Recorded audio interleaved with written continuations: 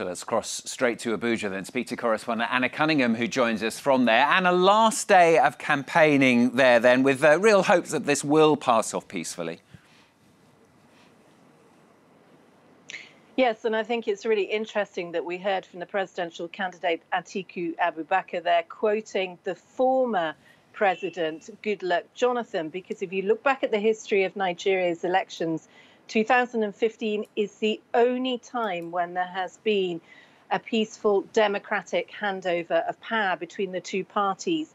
Every other time we have seen a lot of violence. In 2011, some 800 people died during those elections, and the results of the elections in every other case during the last 20 years since the end of military rule has ended up in the courts being disputed. Now, signing that peace accord between the two main political parties is crucially how it all looks to the public, encouraging people to stay peaceful during this election time. We know that they signed a peace accord just before Christmas as well, so it's not the first time. So clearly there is a lot of concern in the run-up to these elections taking place on Saturday.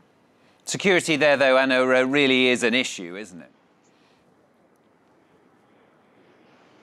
It certainly is. I mean, even here, I'm actually in Lagos this morning. We have been hearing some sort of pockets of incidents, potentially between what are called area boys, the local criminals and thugs up in the mainland. We've heard some reports over the last few days of some zones which there has been fighting between political rivals. But if you look towards the security situation in the northeast, which was one of the main things that President Muhammadu Buhari was elected on back in 2015, he and his government have said over the past few years that Boko Haram, the Islamist militant group, has been technically defeated, yet we are still hearing about attacks.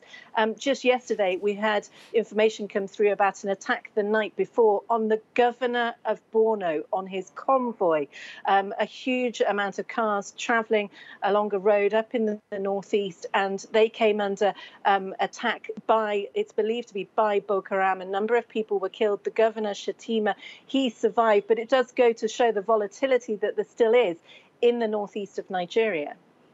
Anna, thanks very much. Anna Cunningham joining us, as she said there, from Lagos. Now,